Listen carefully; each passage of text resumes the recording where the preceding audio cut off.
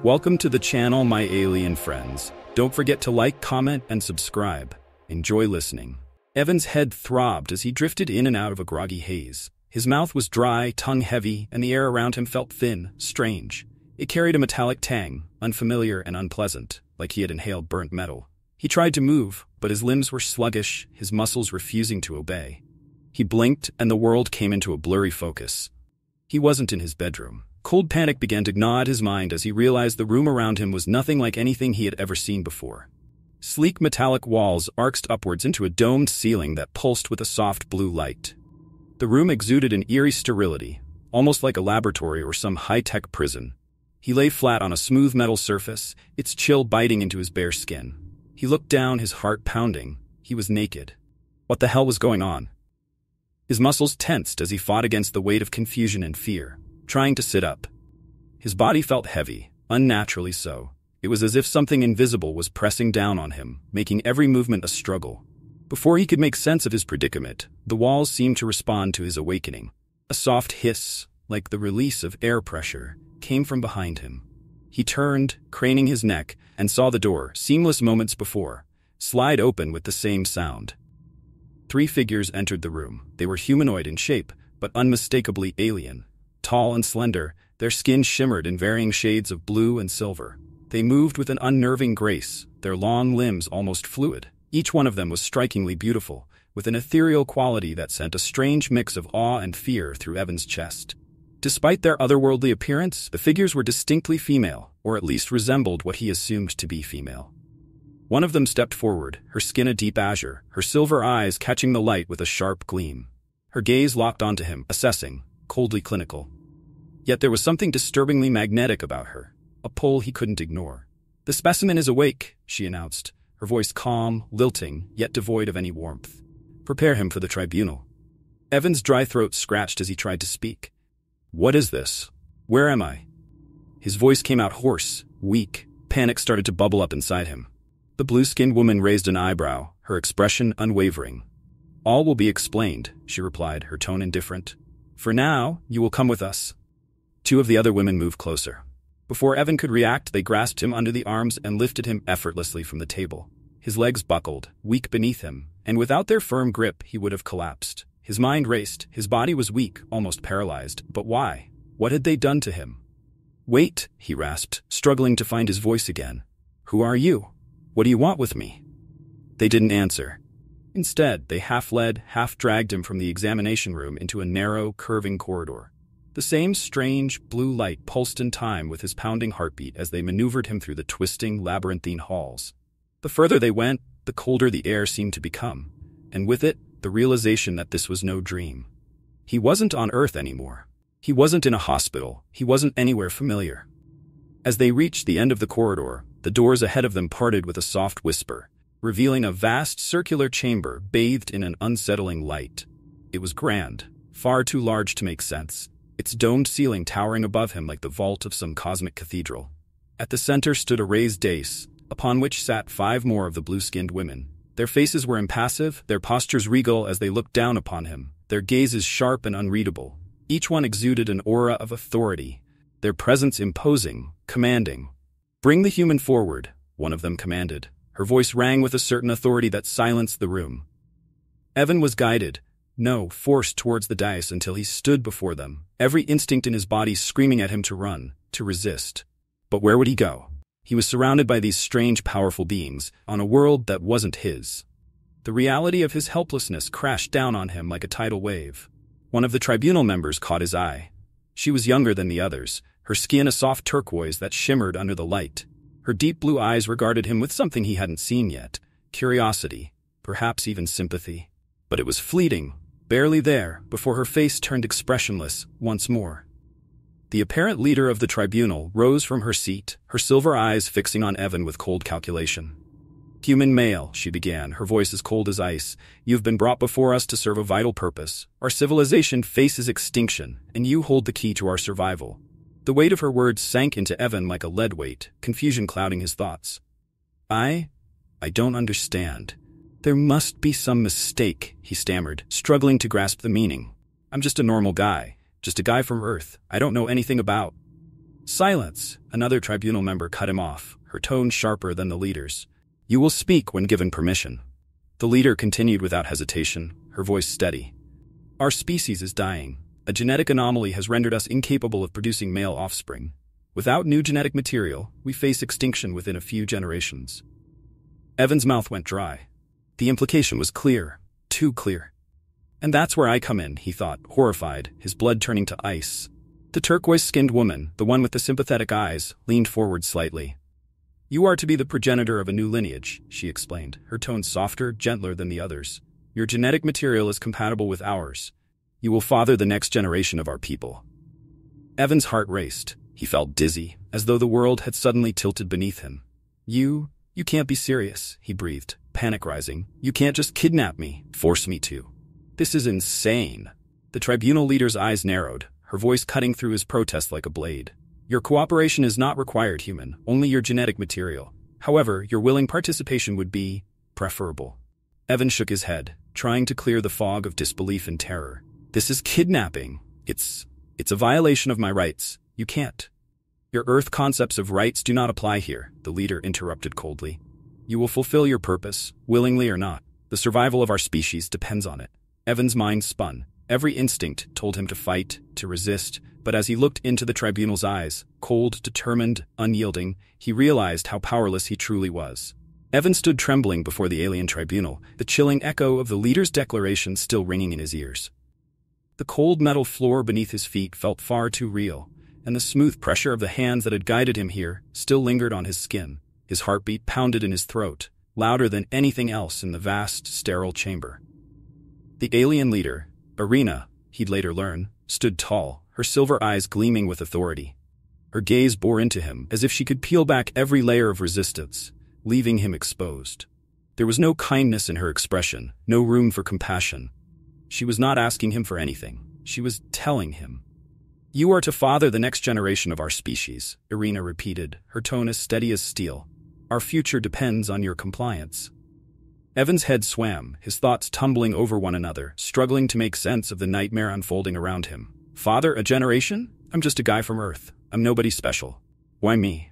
His mouth felt dry, his voice barely a croak as he tried to speak. "You can't." "Silence," another tribunal member snapped. She was older, her dark blue skin shimmering under the unnatural light. Her eyes were hard, unforgiving. "You will speak when allowed." Evan felt his breath catch in his chest, fear creeping up his spine. He had never felt this powerless, not even in his worst moments on Earth. Here, he was nothing. He had no rights, no say, nothing. "You cannot refuse," Irina continued, her tone softening just a fraction, but not enough to offer comfort. "You have been chosen because you are genetically compatible with our species. Your DNA holds the potential to save us from extinction." She paused, her voice lowering almost to a whisper. "You are our only hope." Her words hung in the air, heavy and inescapable. Evan felt a pit open in his stomach. Their only hope? The weight of that realization hit him like a punch to the gut. He was just one man. What could he possibly do to save an entire species? Before he could find his voice again, another tribunal member leaned forward, her face a mask of indifference. "Your cooperation is not required, human, only your genetic material. You will fulfill your role, whether by choice or by force. The decision is yours." Evan's pulse spiked. He could hear the threat beneath her calm words, the steel behind them. They weren't asking for his help, they were demanding it. He could feel the walls of the chamber closing in on him, the weight of their cold stares pressing down on his shoulders. His throat tightened as panic clawed at his mind. "This is wrong," he said, his voice hoarse. "You can't just—" Irina's silver eyes narrowed. "Your moral objections are irrelevant. This is about survival." Evan's mind raced, grasping at anything that might help him escape this nightmare. "There has to be another way," he pleaded, desperation leaking into his voice. "Maybe Earth could help. Send volunteers or donations, something. I can't be the only option." A faint ripple of what could have been amusement passed through the tribunal. The youngest of them, a turquoise-skinned woman, glanced at him with a flicker of curiosity. But Irina's face remained as stone. "Your planet is primitive," she said, her voice dripping with cold finality. "Barely capable of interstellar travel. We have observed your kind for centuries. You are not ready for this responsibility. You were chosen for a reason, Evan." She paused, her eyes flashing. "You are special." Evan felt the cold tendrils of fear tighten around his chest. Special? He had never been anything of the sort. He wasn't a hero. He wasn't anyone. His eyes darted around the room, searching for an exit, for some way out. But the chamber's towering walls and the alien faces that surrounded him offered no solace. "We know everything about you," the tribunal leader continued, her voice unnervingly calm. "Your strengths, your weaknesses, even your deepest desires. Do not mistake this for random chance. You were chosen because your genetic profile is ideal. Strong, healthy, resilient." Her gaze swept over him, a thin smile curving at the edge of her lips, and physically suitable. Evan felt his skin crawl under her scrutiny. He took a step back, his instincts screaming at him to fight, to resist, but the cold metal beneath his bare feet offered no escape. "I won't do it," he said, forcing the words past the lump in his throat. "I refuse." Irina's smile faded, and she stepped closer, her voice lowering to a dangerous whisper. "Your refusal is not an option." One of the tribunal members, the one with piercing silver eyes, moved forward and placed a hand on his shoulder. Her touch was cold, sending a shiver down his spine. "You will provide what we need, one way or another," she said, her voice soft yet laden with threat. Evan's heart pounded, his mind racing for an escape. But there was none. No way out, no way to fight. He was trapped. "You will be taken to the preparation chambers," Irina declared, her gaze never leaving his, "and you will be made ready." Evan swallowed hard, his mind screaming for him to resist, to run, to fight.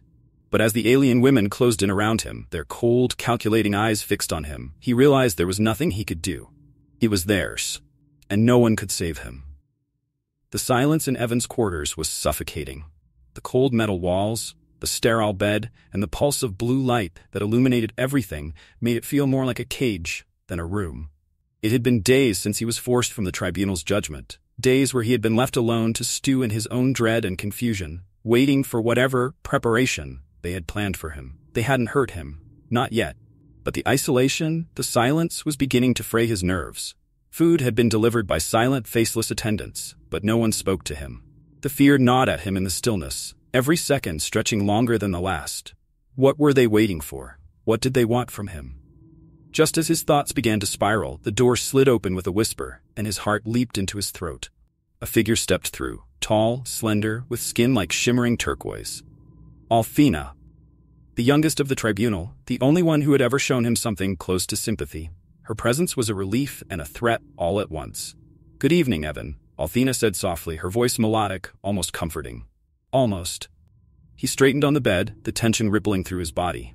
"What do you want?" he asked, his voice hoarse from lack of use.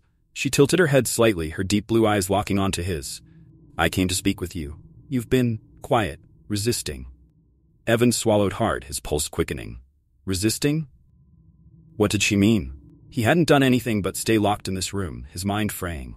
"I'm not going to do what you want," he said, trying to summon strength into his voice. "You can't just use me like some breeding stock." Althina's gaze didn't waver. "I know this is difficult for you," she said gently, stepping closer. "We didn't expect you to understand our situation immediately, but I think it's time we tried to help you see things differently." Evan clenched his fists, feeling the heat of frustration rising. "I understand perfectly," he snapped. "You want me to save your race by forcing me into something I don't want to do? How is that difficult to understand?" Althina moved gracefully, sitting at the edge of the bed, far too close for his comfort.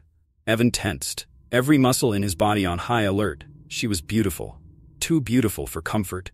Everything about her presence tugged at his instincts in ways he hated to acknowledge. Her scent, something floral and otherworldly, filled his senses, clouding his mind. His heart raced, and he hated how his body betrayed him. "I know you're afraid," she said softly, her hand brushing against his arm. The touch was delicate, almost tender, and it sent a shiver down his spine. "But it doesn't have to be this way, Evan. This can be mutually beneficial, pleasant even." He recoiled slightly, but the bed offered no escape. "You're trying to manipulate me," he said, his voice wavering, caught between anger and a different kind of fear.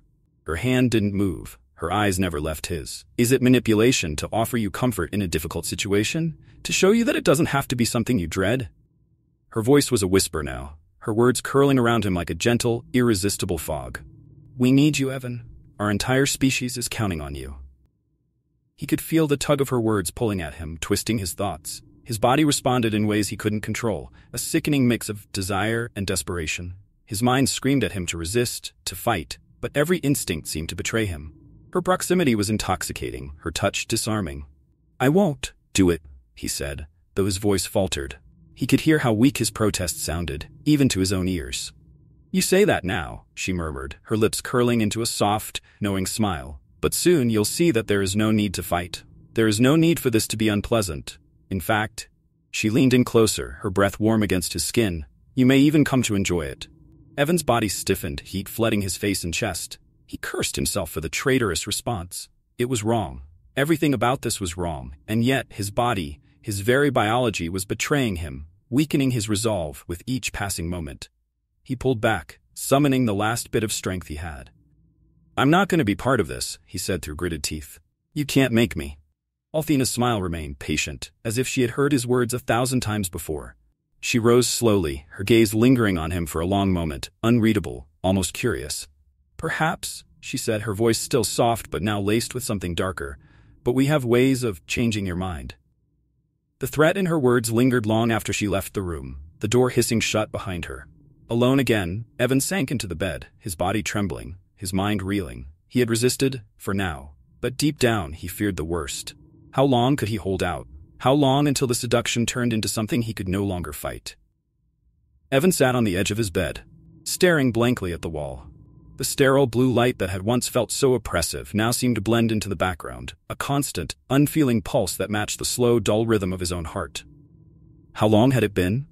Days? Weeks? Time had become meaningless, each day bleeding into the next.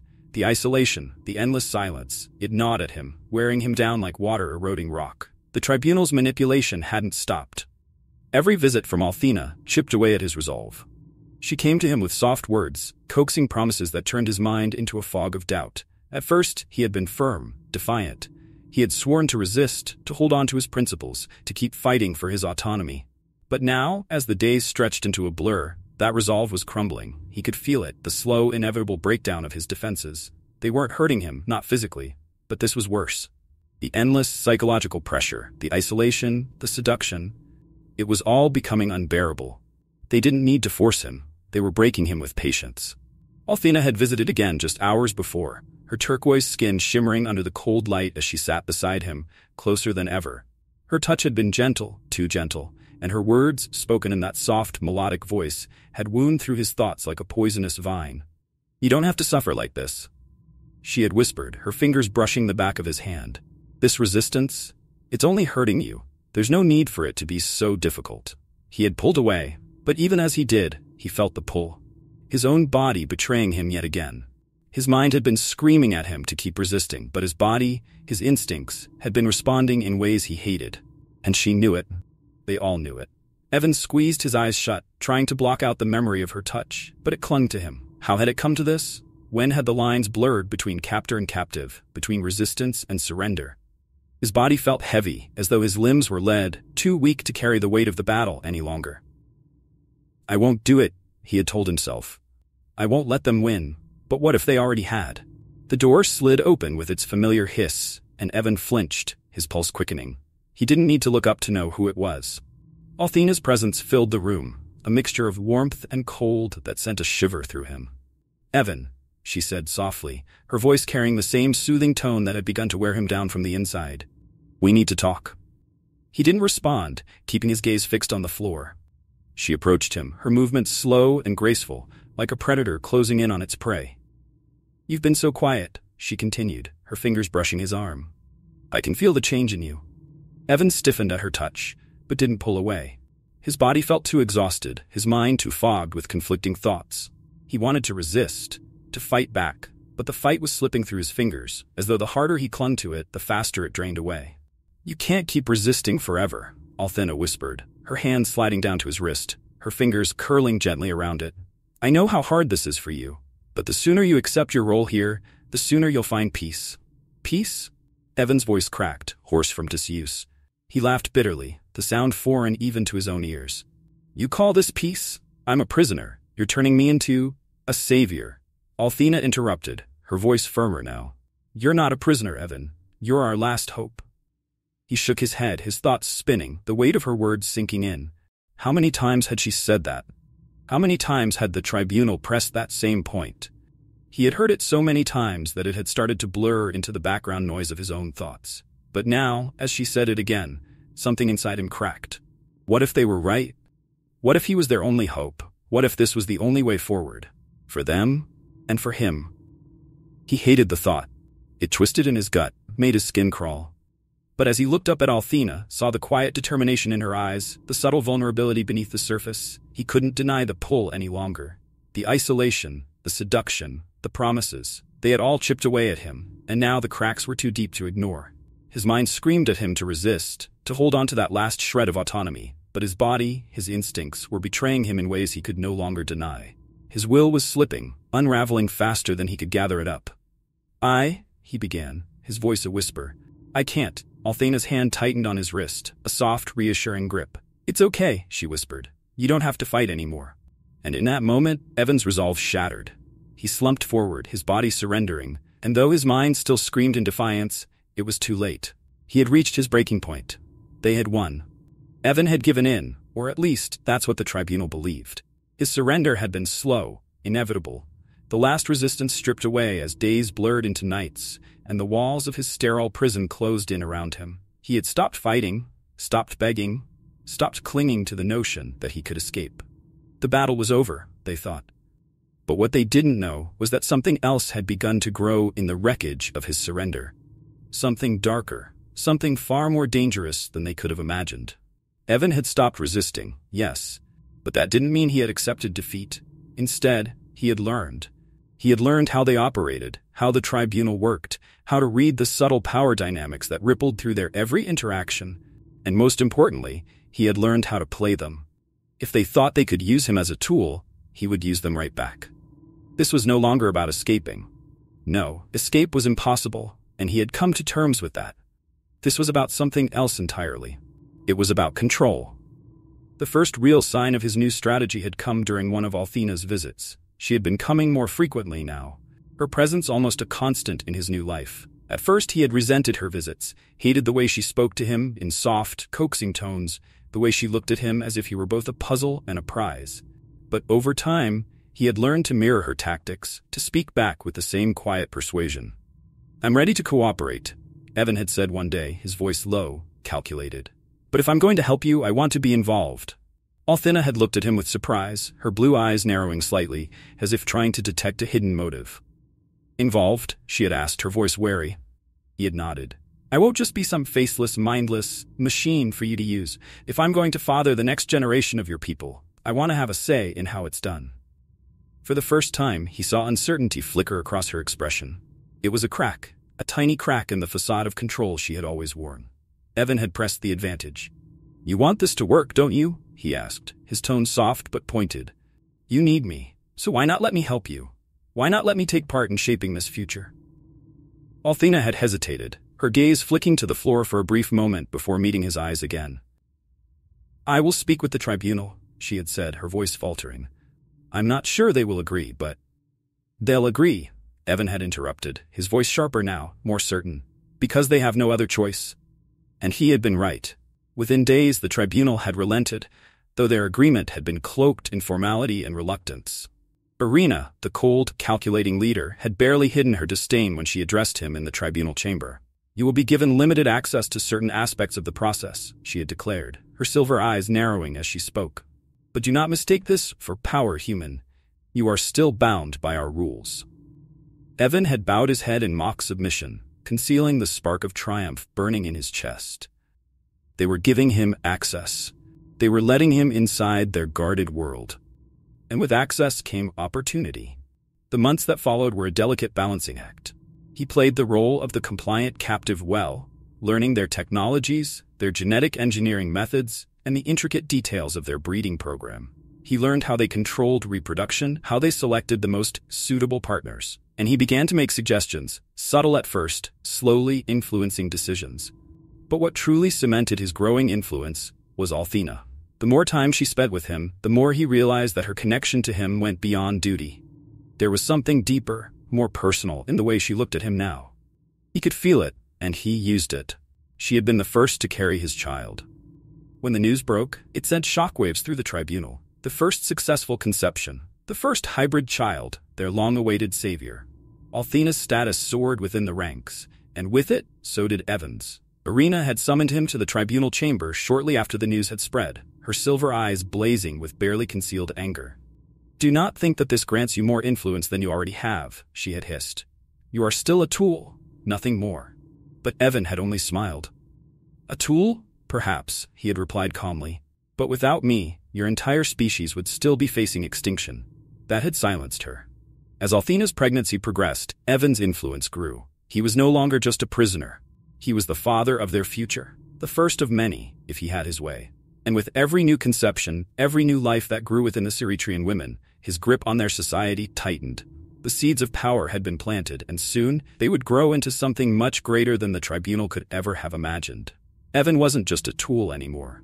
He was becoming something far more dangerous, a man who had tasted control and now sought more. And he knew that with each passing day, with each life he helped create, the balance of power was shifting. Not in their favor, but in his. The halls of the tribunal had grown colder, quieter. The once unshakable pillars of Ceretrian authority, those who had ruled with unwavering certainty, were beginning to crumble. And Evan could feel it. The shift in the air, the tension that rippled beneath every formal meeting, every glance exchanged between the tribunal members. The old guard, the ruling elite who had once seen themselves as invincible, were losing their grip. It had begun slowly, almost imperceptibly. The birth of Althena's child, the first hybrid, had sent shockwaves through the Ceretrian society. It was not just the birth of a child, it was the birth of something new, something unpredictable. Althena's status had risen, but so had the murmurs of dissent among the ranks. There were those who whispered that the old ways no longer served them, that perhaps it was time for new leadership, new blood. Evan watched as the cracks widening enough for him to slip through and sow the seeds of his own design. He had learned patience in the months he had been here, playing the long game while everyone else was distracted by the immediate crisis. And now, as the tribunal struggled to maintain control, Evan saw his opportunity. Irina, the cold and calculating leader of the tribunal, had grown more rigid with each passing day. Her once steely composure had begun to fray at the edges. She sensed it too, the growing dissatisfaction among her people, the unrest that simmered beneath the surface. And she knew exactly where the blame lay. "You think you've won something," she hissed at Evan during one of their private meetings. Her silver eyes flashed with barely restrained fury, her voice cold enough to freeze the air between them. "But don't fool yourself, human. Your children may carry our blood, but you are still an outsider. You do not belong here." Evan met her gaze, unflinching. He had learned to control his reactions around her. Fear had been his initial response, but now it was nothing more than a distant memory. "I'm not trying to belong," he replied smoothly. "But your people need me, more than ever." Irina's jaw clenched, her hands tightening into fists at her sides. She had once been so certain of her authority, of her ability to control every aspect of Ceretrian life. But Evan had become a variable she couldn't account for. He had upended the order she had spent her life maintaining.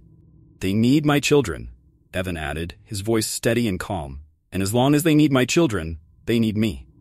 The truth of his words hung heavy between them. Irina's power was slipping away, and they both knew it.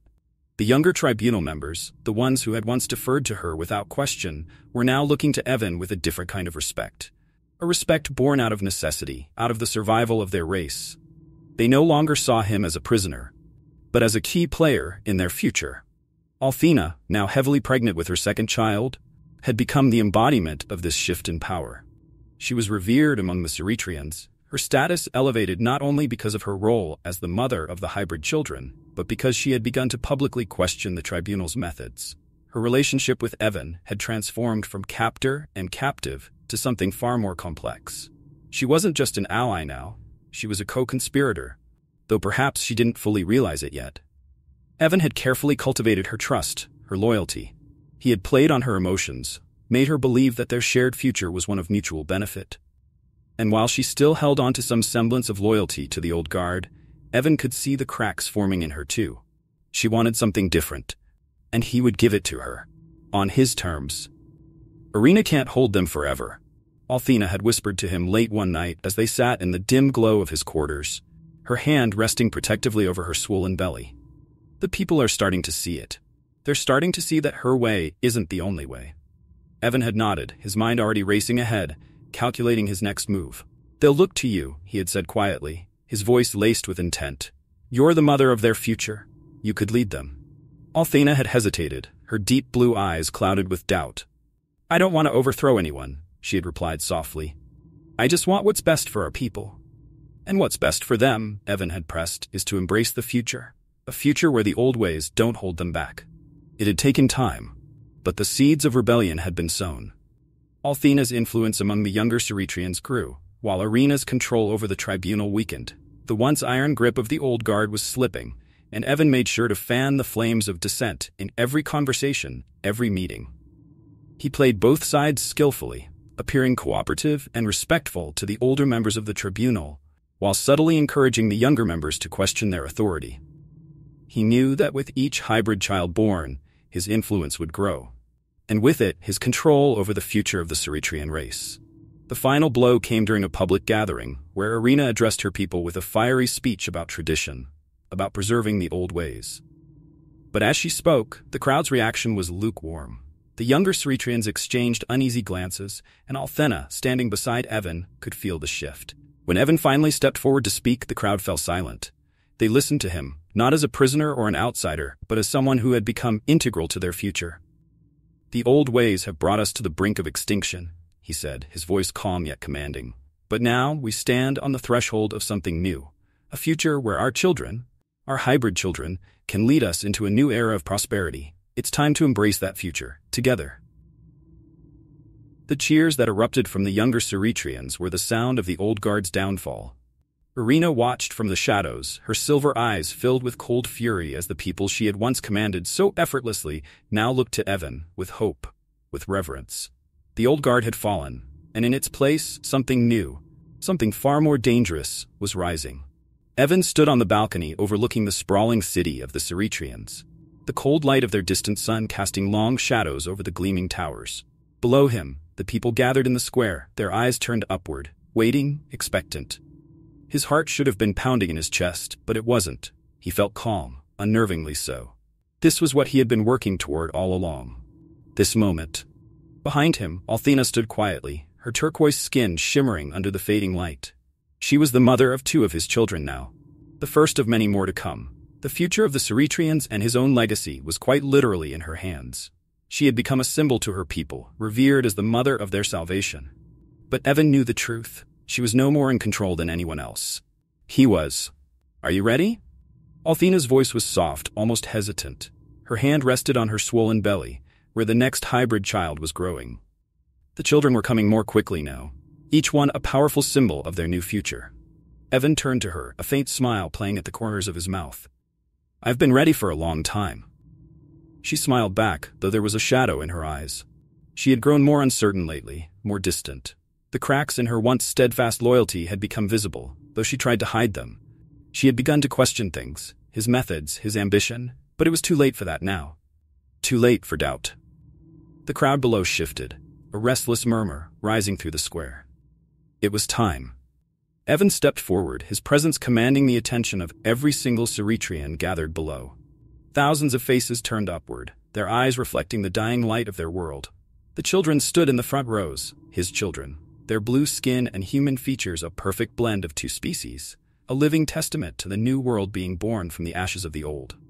This was no longer a species on the verge of extinction. It was a species reborn. The moment stretched out, heavy with the weight of expectation. And then Evan spoke. "My friends," he began, his voice carrying effortlessly across the square. "We stand at the dawn of a new era. No longer are we bound by the limitations of the past, by the old ways that brought us to the brink of annihilation. Today, we embrace the future, a future where we thrive, where we ascend to heights even greater than before." He paused, letting the words sink in, watching the way the crowd hung on every syllable.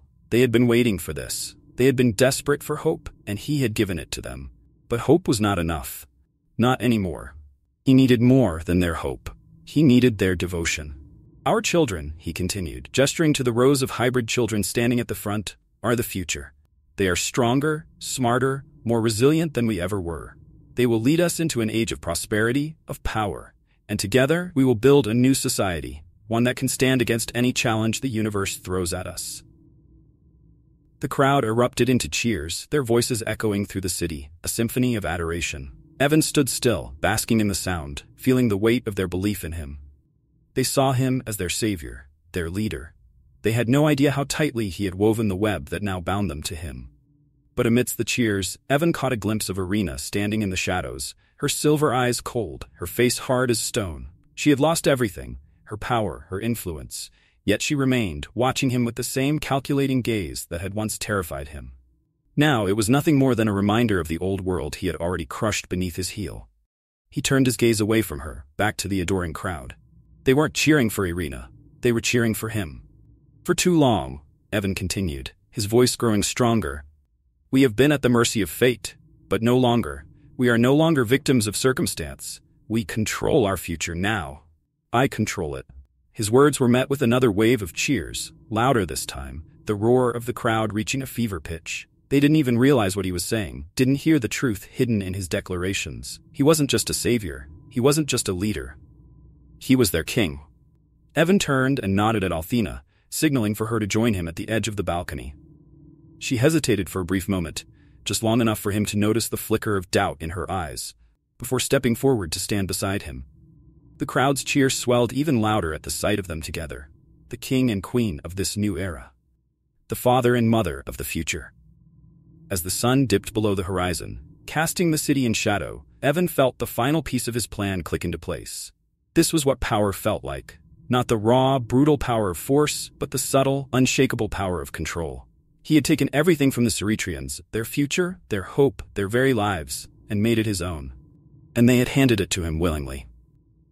Irina won't stand by forever, Althena whispered beside him, her voice barely audible over the roar of the crowd. She'll try to take back what she's lost.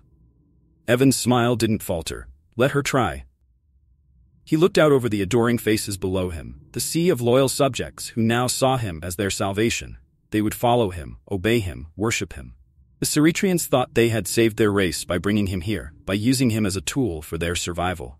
But they had done more than that. They had crowned him their king. And now they were his.